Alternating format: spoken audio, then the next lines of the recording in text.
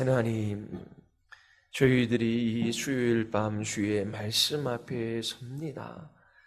하나님의 말씀으로 우리의 영혼을 소성케 하시며 우리에게 하늘의 기쁨을 허락하여 주시고 참된 자유와 용기와 힘을 허락하여 주시옵소서.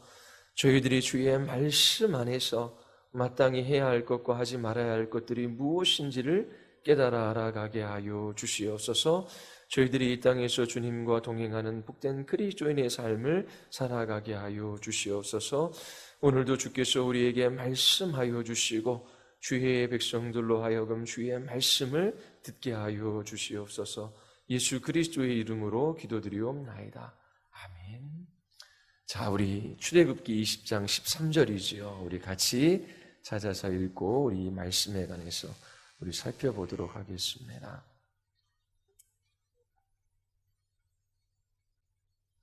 출애굽기 20장 13절입니다. 우리 다 같이 함께 읽겠습니다. 살인하지 말라.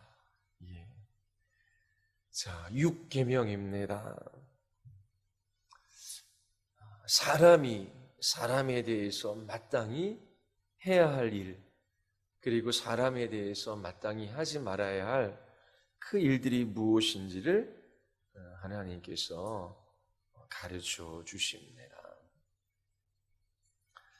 이스라엘 백성들이 애굽에서 종노릇하며 살았습니다. 바로의 왕의 말에 순종해도 그 결과는 죽음이고 불순종해도 그 결과는 죽음이었지요. 이 죽음의 땅에서 하나님께서 이스라엘 백성들을 구원해 내셔서 생명의 땅으로 이끌어 가시지요. 그 생명의 땅에서 하나님의 백성들이 어떠한 삶을 살아가야 하는지 주께서 계명을 주셨어요. 그 주신 생명의 땅에서 풍성한 생명을 누리며 살아가는 것입니다. 그 생명을 풍성하게 누리며 살아가는 그 삶의 계명이 뭐냐면 살인하지 말라라고 하는 것입니다. 적극적인 의미 속에서는 이 생명의 부유함을 나타내며 살아가라라고 하는 것입니다. 다른 말로 하면 사랑하며 살아가라라고 주께서 말씀하십니다. 사람은 하나님의 형상과 모양대로 지음을 받았어요. 하나님의 형상과 모양대로 지음받은 사람을 존중하고 사랑하며 또 가치 있고 의미 있게 여기는 그 삶을 통하여 그 하나님의 형상을 제대로 드러낼 수 있는 것이지요. 사람을 무시하거나 사랑하지 않으면 그를 지으신 하나님을 무시하는 일이 되는 것입니다. 하나님께서는 그리스도를 이 땅에 보내셔서 우리로 하여금 하나님의 형상을 회복하게 하셔요. 그 형상을 따라 사람을 사랑하며 존중하며 그렇게 이제 살아가게 하십니다. 우리가 그 하이델베르그 유르문답 배울 때 6계명에 대해서 배웠어요. 그 책에 보면 생명의 의미를 두 가지로 설명합니다. 배우신 분 기억나시나요? 하나가 뭐지요? 생명의 의미 하나. 숨입니다. 숨. 하나님께서 그 코에 호흡을 허락하여 주셨어요. 생기를 불어넣으시니 생명이 되었지요. 하나님이 생명을 주셨습니다. 그 생명의 의미는 첫 번째로 숨을 쉰다라고 하는 것입니다. 근데 단지 숨을 쉬며 살아가는 그것만을 가리켜 그 사람이 살아있다라고 말하지 않습니다. 아담이 에덴 동산에서 먹고 자고 놀고 그렇게 빈둥빈둥 살아가면 그가 정말 사람으로서 살아있는 가치 있고 의미 있는 그러한 삶을 살아가는 것이 아니지요. 그러니까 하나님께서 생명을 주셨다라고 할 때에 그 생명의 두 번째 의미는 하나님께서 아담에게 주신 그 직분을 따라 살아가는 것입니다. 하나님과의 관계 속에서 그에게 주어진 그 직분을 따라 살아갈 때에 그가 참으로 살아있다라고 그렇게 말할 수 있습니다. 그래서 생명의 두 번째 의미는 관계로 설명합니다. 관계. 요한복음 17장 3절에서도 하나님과 그의 보내신 아들 예수 그리스도를 아는 것이 생명 곧 영생이라고 말합니다. 하나님께서 우리에게 생명을 주셨을 때에는 그 생명에는 두 가지가 있는 것이지요. 하나는 살아 호흡하는 것이고 숨쉬는 것입니다. 또 하나는 하나님과의 바른 관계를 맺고 그 관계 속에서 사명을 따라 살아가는 것입니다. 그때에 그에게 생명이 있다라고 말할 수 있어요. 자, 예수님께서 이 땅에 오신 목적이 무엇입니까? 우리에게 생명을 주시고 그 생명의 부유함을 누리게 하심이에요. 우리로 하여금 하나님의 형상을 회복하게 하시기 위함이지요. 자, 그 생명이라고 하는 것은 하나님을 아는 것입니다. 하나님과의 관계의 인격적 친밀함이에요.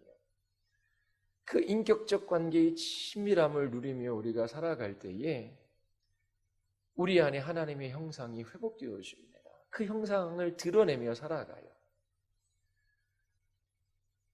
그 관계 속에서 그리스도의 생명의 부유함을 나타내며 살아가는 것입니다. 주님이 주신 그 모든 관계 속에서 그 직분을 온전히 수행하며 그렇게 살아있는 사람으로서, 생명 있는 사람으로서 그 복되고 아름다운 삶을 살아갈 수 있게 되는 것입니다.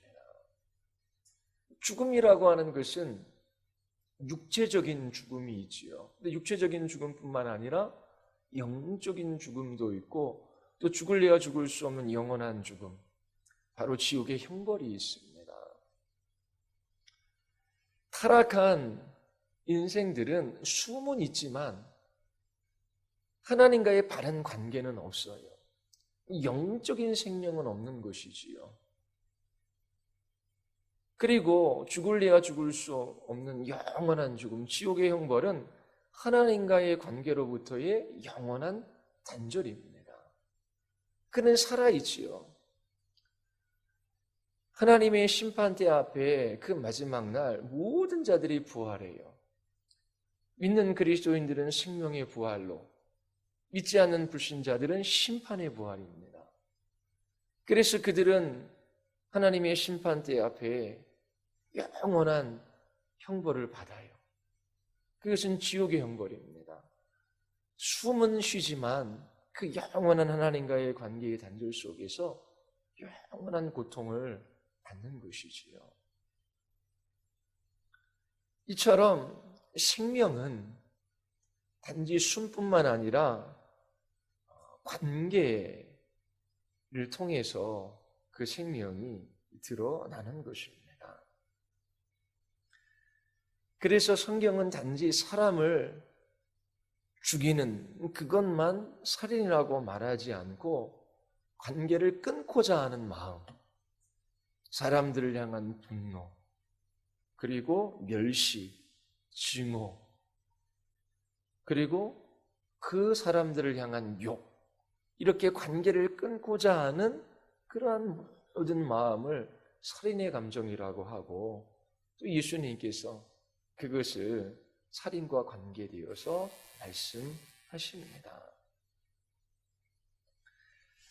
하나님께서 살인을 금하시는 이유가 있어요. 그것은 사람이 하나님의 형상으로 지음받았기 때문입니다. 창세기 9장 6절에 보면 다른 사람의 피를 흘리면 그 사람의 피도 흘릴 것이니 이는 하나님이 자기 형상대로 사람을 지으셨습니다. 자, 이처럼 하나님의 형상대로 지음받았기 때문에 하나님의 형상으로 지음받은 사람을 죽이면 그 사람도 죽을 것이다 라고 말씀하셔요. 그리고 야고보서를 보면 피 흘리는 것뿐만 아니라 이웃을 저주하는 것도 하나님께서는 허용하지 않으셔요. 혀에 대하여 말씀하시며 이렇게 증거하십니다. 혀는 능히 길들일 사람이 없나니 쉬지 아니하는 악이요 독이요 악이요 죽이는 독이 가득한 것이라. 이것으로 우리가 주 아버지를 찬송하고 또 이것으로 하나님의 형상대로 지음을 받은 사람을 저주하나니. 혀로 사람을 저주하는 것도 하나님의 형상을 해치는 일이라고 말하고 있어요. 예수님도 형제를 향하여 라가라, 욕하는 사람, 그 사람도 살인하는 것이라고 말해요. 왜냐하면 관계를 끊고자 하는 그 미움의 마음이 욕으로 나오기 때문이지요. 그래서 그 욕하는 것도, 사람을 향해서 저주하는 것도 하나님의 형상을 해치는 일이라고 합니다. 사람은 하나님의 형상과 모양대로 지음을 받았어요. 그래서 그 생명을 사람이 취하거나 그 사람을 향해서 저주의 말을 퍼붓거나 멸시하거나 분노하는 것은 곧 하나님을 향한 것이다 라고 성경이 말하고 있습니다. 그래서 사람을 멸시하고 사람을 향하여 욕하는 것은, 하나님의 형상으로 지음받은 사람을 향하여 그렇게 하는 것은 곧 그 사람을 지으신 하나님을 향하여 죄를 짓는 것이다 라고 성경은 말해요. 그래서 살인하지 말라라고 성경이 말하고 있는 것입니다. 하나님의 형상은 기독교 역사에서 한 3가지 정도로 그렇게 끊임없이 이야기해 왔습니다. 초대교회 때에는 헬라 사상의 영향을 받았어요. 그래서 하나님의 형상을 존재론적으로 접근을 했습니다. 인간 안에 있는 어떤 것이 하나님의 형상과 모양이다, 하나님을 대표하는 것이다, 그렇게 말한 것이지요. 그래서 인간 안에 있는 이성적인 능력, 지식과 거룩과 의, 이런 것들이 하나님을 대표할 만한 것이다. 그래서 인간이 이성을 가지고 있고 지식과 거룩과 의로 지음받은 그런 하나님을 대표하는 존재이다, 그러면서 존재론적으로 이렇게 이야기를 했습니다. 그런데 최근에 이르러서는 기능적인 측면을 강조해요. 창세기 1장 27절과 28절을 보면 하나님이 자기 형상 곧 하나님의 형상대로 사람을 창조하시되 남자와 여자를 창조하시고, 하나님께서 하나님의 형상대로 사람을 창조하셨어요. 그리고 나서 창조하신 그 목적에 관해서 28절에 이야기합니다.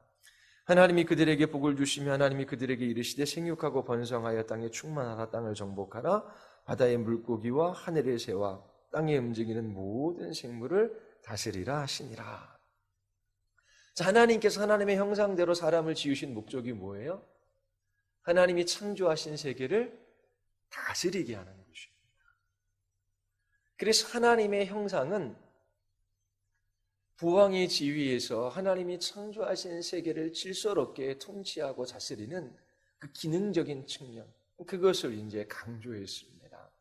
그리고 또 하나가 뭐냐면 관계적인 측면이에요. 삼위 하나님께서 영원전서부터 함께 계시지요. 삼위 하나님은 스스로 계시고 자존하시고 그 삼위 사이에 완전한 사랑이 있으셨어요. 그러면서 신적 본질, 그 영광에 있어서는 동등하지 하나이시지요. 그러면서 삼위로 계십니다.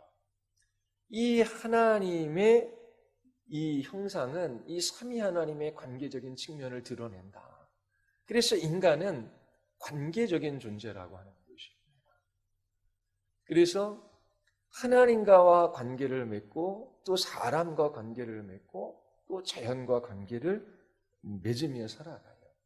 그런데 단지 어떤 존재론적인 관점 아니면은 기능적인 측면 아니면 관계적인 측면 하나만 강조할 뿐만 아니라 이 세계 모두가 인간이 하나님의 형상으로 지음받았다라고 하는 그러한 의미로 사용되어질 수 있는 것이지요. 인간에게는 이성이 있어요. 그리고 인격적 존재입니다. 생각하고 그리고 판단하고 행동합니다. 그리고 행동한 일에 책임을 지는 존재예요. 그러면 하나님께서 인간을 하나님의 형상으로 지으셨을 때에 이처럼 이성적 존재로 지으시고 그리고 지식과 거룩과 의가 있게 하셨어요. 그리고 하나님께서 그 모든 관계 속에서 주신 그 사명을 따라 그 기능적인 역할들을 감당하게 하신 것이지요. 그래서 이 세 가지 모두가 하나님의 형상을 설명하는 그러한 세 가지 측면일 수 있는 것입니다. 이처럼 인간이라고 하는 존재, 사람이라고 하는 존재는 다른 어떤 피조물과는 구별되어져요. 왜요? 하나님의 형상으로 지음받았기 때문에. 인간에게는 이성이 있어요. 그리고 인격적 존재입니다. 그리고 하나님께서 주신 그 모든 기능들을 사용하셔서 그 관계들을 잘 다스리고 통치하고 바르게 할 그런 사명이 인간에게 있는 것이지요. 이처럼 하나님께서 한 사람을 하나님의 형상과 모양대로 지으셨을 때에 그 한 사람이 인간을 대표하기 때문에 존귀하고 그리고 가치가 있고 의미가 있는 것입니다. 남녀노소, 빈부, 귀천과 상관없이 하나님께서 한 생명, 한 인격, 한 사람을 아주 소중하게 여기셔요. 다윗과 그 아합은 이스라엘의 왕이었습니다. 왕이라고 해서 또 존귀하고 또 가치가 있고 더 의미가 있는 것은 아니에요. 하나님 앞에 동등하게 한 생명을 가진 존재였습니다. 다윗이 우리아의 밧세바를 간음해요. 그리고 우리아를 전쟁터에 보내서 죽게 하지요. 하나님께서 나단 선지자를 다윗에게 보내셔서 이 다윗에게 심판의 메시지를 전해주셔요. 다윗, 그의 아내가 다른 많은 사람들과 동침하게 될 것을 말씀하셔요. 그리고 이 일로 인하여 다윗의 집안에 큰 어려움이 이제 생기게 되지요. 이처럼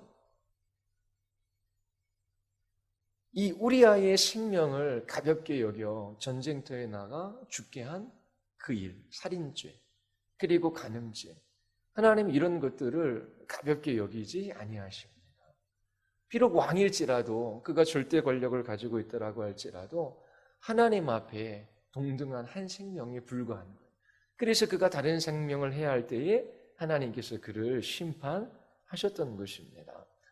아합 왕도 마찬가지예요. 나봇의 포도원을 탐냅니다. 그래서 그의 아내 이사벨이 거짓 증인을 내세워 나봇을 돌로 쳐 죽게 만듭니다. 그리고 그 포도원을 빼앗아서 아합 왕에게 주지요. 하나님께서 엘리야를 통해 심판의 메시지를 보내어 주셔요. 이 아합 왕도 비참하게 죽게 됩니다. 왜요?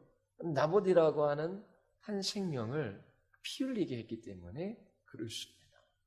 그래서 하나님께서 하나님의 형상과 모양대로 지음받은 그 한 사람 한 사람을 존귀하게 그리고 가치 있게 의미 있게 하나님께서 여기시는 거예요. 왜냐하면 그는 하나님을 대표하고 하나님을 나타내고 하나님을 증거할 수 있는 사람이기 때문에 그래요. 하나님의 형상으로 지음받은 사람이 그 하나님이 주신 그 생명을 가지고 그 모든 관계 속에서 그 직분과 그 사명을 감당할 때에 하나님의 아름다움, 그 하나님의 영광, 그 하나님의 위대함이 나타나게 되어져 있어요. 사람을 통해서 하나님께서 가장 큰 영광을 받으시지요. 사람이 하나님을 가장 잘 나타내고 드러낼 수 있는 존재입니다. 그리고 하나님의 것을 사람에게 하나님께서 나누어 주셨어요. 그래서 그 사람을 해치는 것은 곧 하나님께 범죄하는 일이 되는 것입니다. 자, 살인하지 말라라고 할 때에 성경에서는 모든 살인을 금하는가라고 하는 것입니다. 여기서 살인하다, 죽인다라고 하는 이 동사는 불법적 살인을 말할 때에 사용하는 그 단어를 여기에 썼습니다. 그러니까 불법적 살인의 경우가 두 가지가 있어요. 하나는 뭐냐면 고의적인 살인입니다. 사람을 미워하고 죽이고 싶어하는 마음 때문에 의도를 가지고 사람을 죽이는 것. 또 하나는 실수로 죽이는 것입니다. 과실치사라고 하지요. 소가 사람을 들이받는 버릇이 있어요. 그러면 주인은 그 소를 잘 단속하고 조치를 취해야 합니다. 그런데 그 소를 내버려 뒀어요. 그래서 그 소가 다른 사람을 들이받고 죽었습니다. 그러면 과실치사예요. 이렇게 의도적이진 않지만 사람을 죽이는 경우에 있어서도 어떻게 해요? 살인죄에 해당합니다. 고의로 살인한 사람의 경우 성경은 반드시 죽이라고 말했어요. 그래서 가족들이 자기의 형제나 부모가 죽임을 당하면 그 죽인 사람을 찾아가서 죽일 수 있었습니다. 그런데 실수로 사람을 죽인 경우에는 레위기는 도피성이지요. 이 도피성에 피신해서 공정한 재판을 받을 수 있도록 그렇게 생명을 보호해주는 그러한 법들이 있었습니다. 성경은 모든 종류의 죽음을 금하지는 않아요. 이 불법적인 죽음 그리고 불필요한 죽음을 금지하는 것입니다. 그래서 나라마다 이제 사형제도가 있지요. 그러면 성경은 사형제도에 관해서 어떻게 말할까요? 분명히 고의로 그렇게 사람을 죽이고자 하는 미워하는 마음으로 의도를 가지고 죽였을 경우 살인의 그 사형제도에 관해서 성경은 반대하지 않습니다. 그리고 전쟁이 일어났어요. 자기 자신을 방어할 목적으로 그렇게 전쟁터에서 자기 죽음의 위기가 있으니까 다른 사람을 죽일 수밖에 없었습니다. 그때에도 살인죄에 해당하지는 않습니다. 그런데 이제 여러 가지 죽음이 있어요. 그런 사형의 문제, 전쟁의 문제도 있고요. 또 낙태와 이제 안락사의 문제도 있습니다. 시편 139편 13절에 보면 주께서 내 내장을 지으시며 나의 모태에서 나를 만드셨나이다. 예전에는 언제 이 아이를 완전한 사람이라고 했냐면 그 남자아이는 태어난 지 40일인가요? 그러면 영혼이 아이에게 들어가 완전한 사람이 된다고 생각했고 여자아이는 60일인가요? 80일인가? 태어난 지. 그러면 그 40일 이전에는 아직 완전한 사람이 아니에요. 그렇게 생각하던 시대도 있었습니다. 그런데 기독교나 가톨릭이나 언제 완전한 생명체라고 그렇게 정의를 내리냐면 그렇게 수정되었을 때에 그때서부터 완전한 생명체로 그렇게 인정합니다. 그래서 낙태라고 하는 것은 살인죄에 해당하는 것입니다. 그런데 이제 문제가 되는 상황이 많이 있습니다. 임신을 했는데 산모의 건강이 아주 위험해요. 그리고 산모가 정신질환이 있습니다. 그 임신한 상태에서 정신질환이 더 심해져요. 그런 경우도 있고요. 또 장애를 가진 아이를 임신한 경우도 있습니다. 또 원치 않는 임신이 있어요. 강간을 당하거나 또 근친상간도 있습니다. 그럴 경우에는 이 낙태를 어떻게 해야 하는가? 그러니까 어쩔 수 없는 그런 낙태의 경우에 관해서 사람들이 이야기를 합니다. 그러니까 어려운 상황이지요. 그래서 정말 쉽지는 않습니다. 그럼에도 불구하고 성경에서는 하나님이 이 생명의 주권자이시고 또 이 생명은 하나님께 속한 것이기 때문에 분명히 성경에서 사형제도도 인정하고 또 전쟁터에서 자기를 보호하기 위하여 자기를 죽이고자 하는 자를 그렇게 죽게 만드는 그런 경우도 있어요. 그렇지 않은 많은 경우에 있어서 그렇게 생명을 사람이 취하는 것은 살인죄에 해당하는 것입니다. 그래서 어쩔 수 없이 낙태를 하는 그 경우에도 십계명을 어기는 그러한 일이 되는 것이지요. 그래서 어떤 경우라도 낙태를 하지 않는 것이 성경적이다라고 그렇게 못을 박습니다. 또 안락사의 문제도 있어요. 무의미한 생명 연장, 그것은 가족들에게 고통이 되고 이제 의료비가 많이 증가되어집니다. 스스로 자기 목숨에 대하여 어찌할 수 없는 그러한 사람도 있어요. 태어난 아이가 있는데 이제 뇌가 없이 태어나는 아이도 있습니다. 그리고 뇌사 상태에 빠진 사람도 있지요. 그리고 치매 상태가 너무나 심해서 밥도 먹지 못하고 움직이지 못하는 상태도 있습니다. 그리고 자활적인 안락사도 있지요. 암 말기 환자예요. 너무나 고통스러워요. 그래서 이 고통을 계속 감내하는 것은 자기 자신의 존엄성을 해치는 일이다. 그래서 죽을 수 있는 권리를 달라라고 이야기합니다. 그래서 유럽의 몇몇 나라에서는 이 안락사가 허용되어져 있습니다. 자, 이런 여러 가지 경우에 있어서 이 생명의 문제를 어떻게 처리해야 되는가? 여러 가지 이제 어려움들이 있습니다. 그런데 자가호흡이 불가능한 사람, 그 산소호흡기를 끼고 있잖아요. 그러면 이 호흡기를 떼는 것이 윤리적인 문제의 살인이 아니냐. 근데 자가호흡을 하지 못하는 사람을 그냥 내버려 두는 것은 살인이라고 그렇게 이제 말하지 않습니다. 그래서 스스로 호흡할 수 없는 경우에 있어서 그렇게 호흡기를 달지 않고 그렇게 죽어가는 그 과정 속에 내버려 두는 것은 이제 안락사라고 말하지는 않습니다. 그런데 그 외에 여러 가지 경우에 있어서 사람이 생명을 취하는 그 일들은 대부분 많은 경우에 있어서 성경은 금합니다. 자살의 문제에 있어서도 마찬가지예요. 성경에서 자살의 예가 여러 가지가 있습니다. 가룟 유다가 목매어 죽었지요. 그리고 사울과 그의 병기든 그 병사도 자살했습니다. 압살롬의 반란에 동참했던 아히도멜도 스스로 목숨을 끊었고요. 이스라엘 왕 중 시므리라고 하는 이 왕도 목숨을 끊었습니다. 성경에서 자살도 십계명을 어긴 죄에 해당됩니다.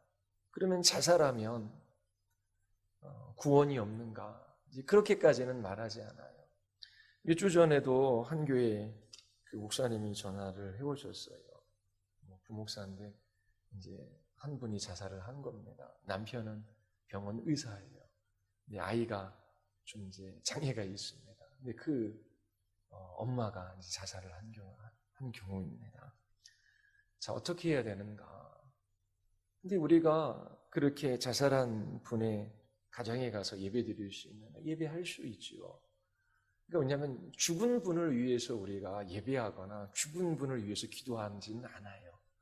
그런데 어떻게 가족들을 위로하고 또 권면하기 위해서 이제 예배라는 말을 사용하며 말씀으로 그렇게 위로하는 그런 시간들을 갖는 것이지요. 분명히 자살한 것은 계명을 어긴 것입니다. 그래서 하나님 앞에 범죄하는 거예요. 그런데 죄를 지었다라고 해서 그 사람이 다 지옥에 간다라고 하는 것은 말할 수는 없어요. 그런데 분명한 것은 구원받은 이 신자들은 그 하나님의 뜻을 따라 순종하며 살아가고자 하지요.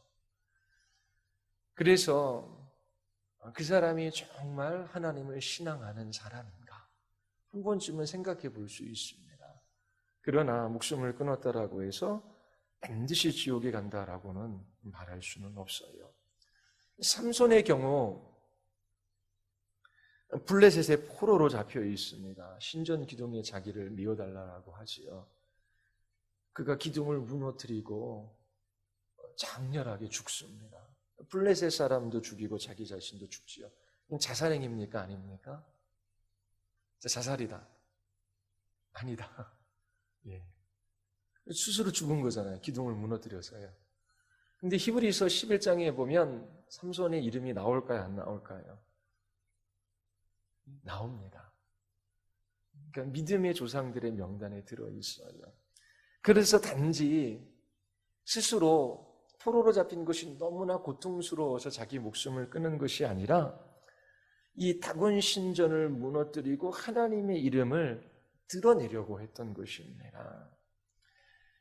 그래서 분명히 성경에서 자살은 금지하지만 나라를 위해서, 타인을 위해서 스스로 죽음을 택하는 그것을 금지하지는 않아요. 예수님께서도 사람이 친구를 위하여 목숨을 버리면 이보다 더 큰 사람이 없다라고 말씀하십니다. 자, 그러면 삶이 있고 죽음이 있어요. 어느 것이 더 값진 것일까요? 예수님은 삶을 택하셨습니까? 죽음을 택하셨습니까? 죽음을 택하셨어요. 하늘의 미랄이 되어 당신의 죽음으로 수많은 사람들에게 생명을 주셨습니다. 삶이 죽음보다 더 값진 것이다. 이제 그렇게 단정지어 말할 수는 없어요. 우리나라 속담에 개똥밭에 굴러도 이생이 좋다라는 말이 있습니다. 아무리 순하고 고생스럽게 살더라도 죽는 것보다는 사는 것이 낫다라고 하는 것이지요. 근데 그리스도인들에게 있어서는 이제 이러한 속담이 그렇게 통하지가 않지요. 왜냐하면 그리스도를 알지 못할 때는 개똥밭에 굴러도 이생이 좋은 겁니다. 왜냐하면 그 음부보다 영원한 지옥의 형벌보다 이 세상이 나은 것이죠. 그래서 이렇게 이 세상이 고통스럽다라고 할지라도 죽는 것보다 사는 것이 낫다라고 이야기합니다. 사도 바울의 경우에는 어떻습니까? 우리 빌립보서 한번 찾아보겠습니다. 빌립보서 1장 20절입니다.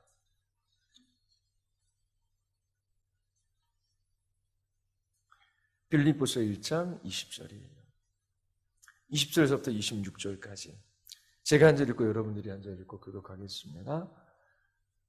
나의 간절한 기대와 소망을 따라 아무 일에든지 부끄러워하지 아니하고 지금도 전과 같이 온전히 담대하여 살든지 죽든지 내 몸에서 그리스도가 존귀하게 되게 하려 하나니.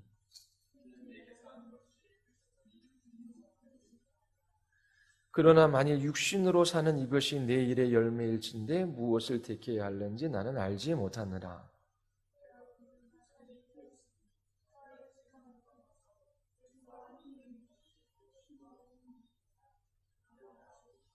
내가 육신으로 있는 것이 너희를 위하여 더 유익하리라.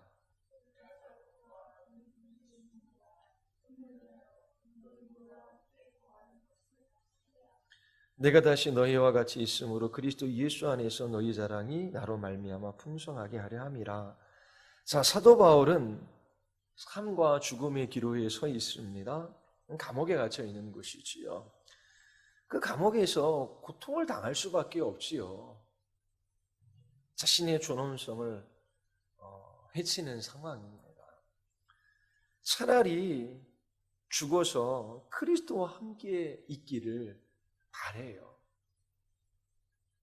삶이 아니라 죽음을 스스로 선택하기를 원합니다. 자살하겠다라는 것이 아니라 내가 더 사는 것보다 죽어서 그리스도와 함께 하기를 더 원해요. 그러나 바울이 거기에서 끝나는 것이 아니라 개인적인 심정은 죽어서 주님과 함께 있기를 원하는데 내가 지금 비록 고통 가운데 있다라고 할지라도 내가 사는 것이 빌립보 교인들에게, 성도들에게 훨씬 더 유익이 된다라고 하는 것이지요. 그러니까 자신의 삶이 자신을 위한 것이 아니라 다른 일을 유익하게 하는 삶임을 이 사도 바울은 고백하고 있는 것입니다. 내 개인적인 생각으로는 이제 이 감옥에서 나의 생애를 마치고 주님께로 돌아가는 것이 나에게는 최고의 행복이다. 그런데 성도들을 생각하면 그들에게 말씀을 가르치고 그들과 함께 더불어 조금 더 사는 것이 교회에 있는 유익이 된다라고 하는 것이지요. 그러니까 자기 자신이 살아가는 그 삶의 초점이 자기에게 있지 않고 누구에게 있어요? 교회의 유익, 다른 사람들의 유익에 있습니다. 사도 바울은 삶과 죽음을 추월하는 그러한 태도를 취하고 있는 것이지요. 자, 그러면 우리도 어떻게 이렇게 아름다운 삶을 살아갈 수 있을까요? 삶과 죽음을 추월해서 살아갈 수 있을까요? 하나님이 원하시는 삶의 모습이 이제 무엇일까라고 하는 것입니다. 무엇보다도 사도 바울에게는 기쁨이 있었어요. 바울이 감옥에 갇혀 있으면서 가장 많이 쓴 단어가 그의 서신에서 말씀하는 기쁨이라는 단어입니다. 기쁨과 관련된 단어가 18번이나 나와요. 빌립보 성도들에게 주 안에서 기뻐하라, 내가 다시 말하노니 기뻐하라 라고 말하지요. 바울은 감옥에서 고통스러운 삶을 살아가면서도 기쁨을 잃지 않았어요. 뿐만 아니라 다른 사람들에게도 기뻐하라 라고 권합니다. 그렇게 권할 수 있는 그 이유 근거가 어디에 있을까요? 삶이든 죽음이든 어떤 것이 주어지든지 두려워하지 않고 기뻐할 수 있는 이유가 무엇입니까? 가장 중심에 뭐가 있냐면 바울에게 있어서는 그리스도가 존귀하게 되는 것이 있어요. 1장 20절에 보면 살든지 죽든지 내 몸에서 그리스도가 존귀하게 되게 하려 하나니. 진짜 분명한 사명이 있는 것입니다. 분명한 삶의 목적이 있어요. 내가 조금 더 산다면 그 삶을 통해서 그리스도께서 존귀 여김을 받는 것이고, 내가 지금 죽는다면 죽음도 나에게 유익해요. 내가 이 죽음을 통해서 그리스도와 함께 할 수 있기 때문이지요. 그리고 이 죽는 것도 그리스도를 존귀할 수 있는 기회가 된다면 사도 바울에게 있어서는 기쁨이 된 것이지요. 그래서 하나는 왜 더 살아야 하는가? 왜 죽음이 두려울 수밖에 없는가? 하나는 분명한 사명과 삶의 목적. 이것이 없으면 삶을 더 살아간다라고 하더라도 그 삶에 큰 의미와 가치가 있을 수 없어요. 그리고 죽음은 두려워할 수밖에 없습니다. 분명한 것은 하나님께서 우리에게 사명을 주셔서 이 땅에 살게 하시는 거예요. 사도행전에서 교회의 지도자인 안드레는 헤롯의 칼에 맞아 죽습니다. 그러나 베드로는 감옥에서 기적적으로 천사를 통해 구원을 받아요. 하나님께서 왜 누구는 죽게 하고 누구는 살게 하셨는가? 단 하나지요. 베드로에게는 남은 사명이 있다라고 하는 것입니다. 안드레의 사명은 거기까지예요. 하나님께서 이 세상에서의 수고를 그치게 하시고 주님의 품으로 부르시는 것입니다. 그러나 베드로에게는 교회를 위하여 남은 사명이 있기 때문에 하나님께서 그의 생명을 연장시켜 주신 것이지요.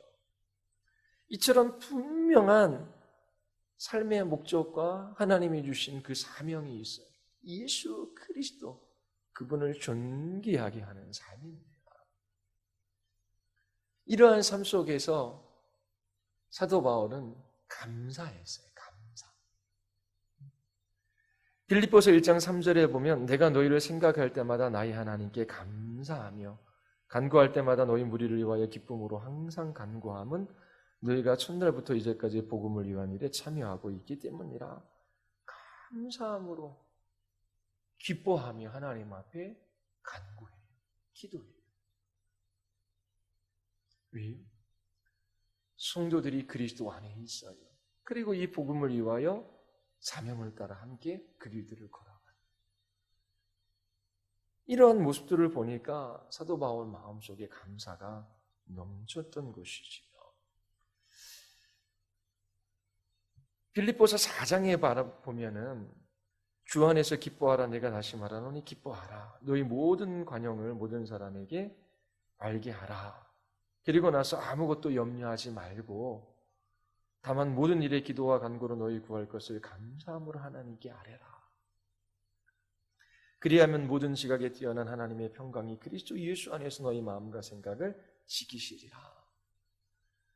감사함으로 기도하라고 권면합니다. 이 세상이 알 수도 없고 줄 수도 없고 우리의 이성적으로도 생각할 수 없는 그 하늘의 평강이 우리에게 임해서 우리의 마음과 생각을 지켜줍니다. 이런 환경이 있고 저런 상황이 있고 또 사람들과의 관계 속에서 얽힌 것들이 있어요. 그래서 그것이 너무나 힘들고 두렵고 또 앞날이 염려됩니다. 그런데 하나님 앞에 감사함으로 기도해요. 하나님이 주신 하늘의 평강이 임합니다. 그때에 환경이나 상황을 있는 그대로 받아들이고 또 나를 미워하거나 또 어그러진 관계에 있는 그 사람도 받아들일 수 있는 마음의 여유를 하나님께서 주시는 것이지요. 그래서 그 관계 속에서 그 주님이 주시는 그 생명의 부유함을 나타내므로 예수 그리스도의 생명이니까 예수 그리스도를 존귀하게 하는 그런 삶들을 살아갈 수 있게 되는 것입니다. 마태복음에 보면 살인에 관해서 이야기하며 형제에게 노하는 자마다 심판을 받게 되고 형제에 대하여 나가라 하는 자는 공의에 잡혀가게 되고 미련한 놈이라고 하는 자는 지옥불에 들어가게 되리라. 실제로 사람을 죽이는 문제뿐만 아니라 살인으로 이끄는 마음의 문제를 예수님께서 다루시지요. 마음의 분노, 멸시, 욕 모두 살인과 관련되어 있다라고 말씀하십니다. 형제와 자매, 가족과 화목하지 못한 것이 곧 살인에 해당된다라고 말씀하셔요. 자, 이처럼 우리가 맨 처음에 생명의 의미는 첫 번째가 숨이고 두 번째는 관계이다. 자, 그 관계는 어떤 관계입니까? 하나님과의 관계 속에서 하나님과 친밀한 교제를 누리고 그 하나님이 주신 직분을 따라 그 사명을 따라 살아갈 때에 풍성한 생명의 삶을 살아가는 것입니다. 자, 그런데 우리는 이처럼 그 관계 속에서 생명의 부유함을 누리며 살아갈 수 있는 힘이 없어요. 예수 그리스도께서 이 땅에 오신 것이지요. 하나님께서 그 아들 예수 그리스도를 십자가에 내어주심으로 우리에게 하나님의 사랑을 나타내 보여주시고 또 그리스도의 생명을 우리에게 주셨어요. 예수 그리스도 그분의 생명으로 말미암아 그리스도인들은 기뻐하며 감사하며 그 생명을 자신들의 삶 가운데 나타나며 살아가요. 그 생명이 나타나는 것은 관계 속에서 나타나는 거거든요. 그것이 바로 예수님께서 이 땅에 오셔서 하나님의 형상을 회복하게 하시는 일이지요. 사람들은 생명을 가지고 있음에도 불구하고 그 생명의 의미가 무엇인지도 잘 알지 못해요. 먹고 마시며 일하고 그냥 하루를 더 살아가는 것이 생명 있는 삶이라고 말하지만 그것만이 생명이 아닙니다.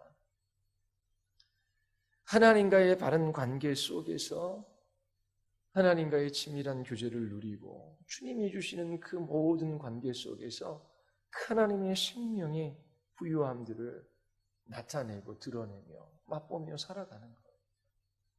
다른 말로 하면 그 모든 관계 속에서 하나님 중심으로 질서를 잡는 것이지요. 다윗이나 아합이 살인죄를 저지르고 가늠죄를 졌던 것은 결국 하나님과의 관계 속에서 하나님을 중심으로 생각하고 판단하고 행동한 것이 아니라 자기 자신의 정욕과 자기 자신의 유익을 따라 그렇게 생각하고 판단하고 행동한 것이죠. 그때 모든 관계가 어그러질 수밖에 없었습니다. 예수 그리스도로 말미암아 하나님과의 관계가 회복되어져요. 그리고 하나님을 중심으로 그 하나님과의 친밀한 교제 속에서 그 생명의 부유함을 그 모든 관계 속에서 나타내며 살아가도록 하나님께서 우리를 그 생명의 나라로 옮겨주신 것이지요. 그러면 그 생명의 나라 속에서 어떻게 해요? 살아나지 말라라고 하는 이 적극적인 말의 이 긍정적인 의미는 결국 사랑하며 살아가라 라고 하는 것입니다. 하나님이 우리를 사랑하신 것처럼 우리의 이웃들을 사랑하며 살아가는 것이 이 육계명을 지켜나가는 일이에요. 그런데 그렇게 아름답고 복된 삶을 살아갈 수 있는 그 근거, 이유. 하나님이 주시는 기쁨이 있어야 돼요. 그 기쁨은 그 근거가 어디에 있냐면 하나님이 우리에게 구원을 베풀어 주시고 이 땅에서 분명한 사명과 삶의 목적을 주셨습니다. 그것을 잃어버리지 말아야 돼요. 그리고 하나님께서 베푸신 그 모든 구원의 은혜에 감사함으로 기뻐할 수 있는 것이지요.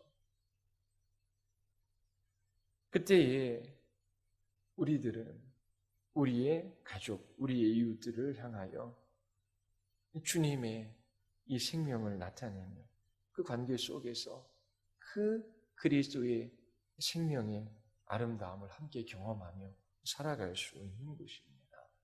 지금 우리가 살아있는 삶을 살아가고 있는지 우리 자신을 살피는 것이 필요해요. 부부관계 속에서 그냥 결혼했으니까 사는 것이지 그게 아니잖아요. 하나님께서 아담에게 하와를 주셨을 경우 하나님께서 아담에게 주신 그 명령, 생육하고 번성하고 하나님이 주신 그 모든 자연세계를 아름답게 갖고 나가는데 함께하는 거예요. 두 부부가 하나님이 주신 직분과 사명을 따라 살아갈 때에 거기에서 생명의 부유함들을 경험하는 것이 참으로 살아있는 삶을 살아가는 것이지요. 자녀와 부모와의 관계도 마찬가지입니다. 단지 내 자녀, 나의 부모, 그래서 부모에게 지난주에 설명한 것처럼 물질적으로도 공양하고 그리고 외로울 때에 함께 삶을 나누는 것이 필요해요. 그런데 단지 우리의 생명이 60, 70, 80년 연장되어지는 그것만이 삶이 아니잖아요. 그러면 그 관계 속에서도 주님이 주신 직분 그리고 그 사랑의 관계 속에서 그리스도의 생명의 부유함을 경험하며 살아갈 수 있어야 하는 것입니다. 교회 관계 속에서도 마찬가지고요. 그리고 우리의 이웃과의 관계 속에서도 마찬가지입니다. 우리의 마음 속에 시기하거나 미워하거나 질투하거나 분내하거나 아니면 멸시하거나 아니면 욕하는 사람들이 있다면 이 육계명을 어기는 것입니다. 자기중심적인 삶을 살아가는 것이지요. 돌이켜 하나님 앞에 서서 하나님이 나의 생명의 주권자이십니다. 그리고 하나님의 형상과 모양대로 지음받은 그 존귀하고 아름다운 사람들이 있습니다. 비록 죄로 말미암아 우리가 타락했지만 하나님, 우리를 하나님의 형상으로 지어주셨습니다. 하나님, 저는 사랑할 수 있는 사람이 아닙니다. 하나님께서 저 같은 주인을 위하여 아들 예수 그리스도를 십자가에 내어주셔서 그 사랑을 부어주셨지요. 그리고 하나님 그 코에 호흡만 허락하셨을 뿐만 아니라 하나님과 그의 보내신 아들 예수 그리스도를 알게 해주셨습니다. 하나님이 이제 그 영생을 날마다 취하며 그 생명의 부유함을 이 관계 속에서 나타내기를 원합니다. 하나님, 저는 주인이고 주께서 이 생명의 주권자이십니다. 나를 통해서 하나님 이 생명의 부유함이 나타나게 하여 주시옵소서. 그렇게 날마다 기도하며 구원해 주신 하나님께 감사하며 기뻐하며 그렇게 걸어갈 때에 우리가 사랑하며 살아갈 수 있는 사람들이 되는 것입니다. 여러분들이 이처럼 죽음에서 생명의 나라로 옮겨졌어요. 사랑함으로 그 생명의 부유함을 경험하고 또 그리스도의 생명의 그 풍성함을 다른 사람도 알아갈 수 있는 그런 사랑의 삶을 살아갈 수 있게 되기를 바랍니다. 네. 혹시 뭐 질문 있으십니까? 없으셔요? 자, 우리 같이 한번 기도하겠습니다. 하나님, 인생의 연수를 정하시고 또 생명의 수요자이시며 주권자이십니다. 하나님, 우리의 생명 있는 동안 우리에게 주신 그 모든 삶의 자리 속에서 오직 그리스도를 존귀 여기기 위하여 하나님 살아가게 하여 주시옵소서. 또 주님이 베풀어 주시는 그 구원의 은혜에 기뻐하며 감사하며 주께 기도하게 하여 주시옵소서. 참으로 주님이 주신 그 하늘의 평강으로 하나님 저희들이 능히 그 환경과 상황 또 사람들을 받아들이며 그곳에서 주님의 생명의 아름다움을 나타내게 하여 주시옵소서.